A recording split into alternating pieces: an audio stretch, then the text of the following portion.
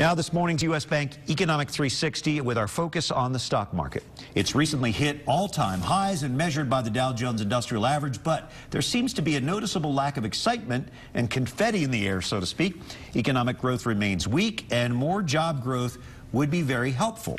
So, if this is the case, why are stocks at all-time highs? For insight, we turn to our expert, U.S. Bank senior equity strategist Jim Russell, for answers. Jim, good to have you. Good morning.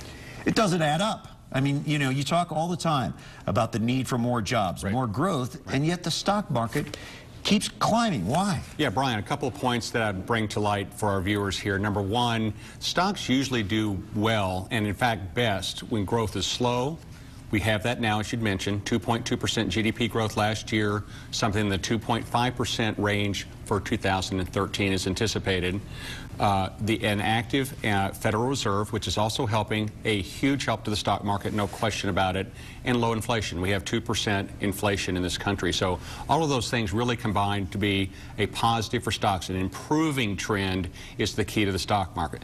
Now, you'd mentioned jobs. Let's go ahead and take a look at a graph that is going to be, I think, fairly explanatory to our viewers. We are looking at all-time highs in GDP, S&P 500 profitability, and dividends. You can see that in the blue line, but you also see in the green line that the number of employees used to get to those numbers is vastly short of where we were. In the financial crisis, we lost 8.8 million jobs. We've recovered 5.8 million jobs.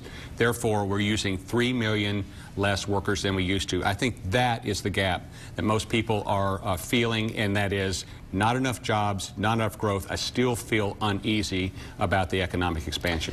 But investors need some reason. I mean, stocks just don't go up. That's right. Why this optimism? Let me point to three things that we think really justify stocks being at all-time highs. Number one, valuation. Stocks are not expensive. 14 times anticipated 2013 earnings.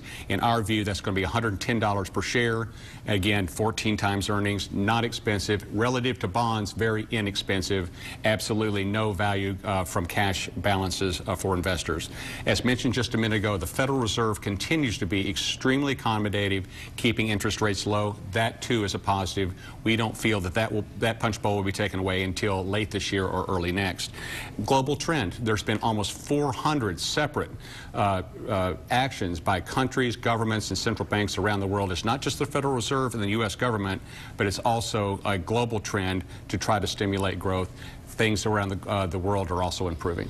Give us a very quick glimpse into your crystal ball. What do you see happening in the next few weeks or so? We do think that the market runs into just a little bit of trouble, and that is there continue to be Washington budgetary debates that are problematic.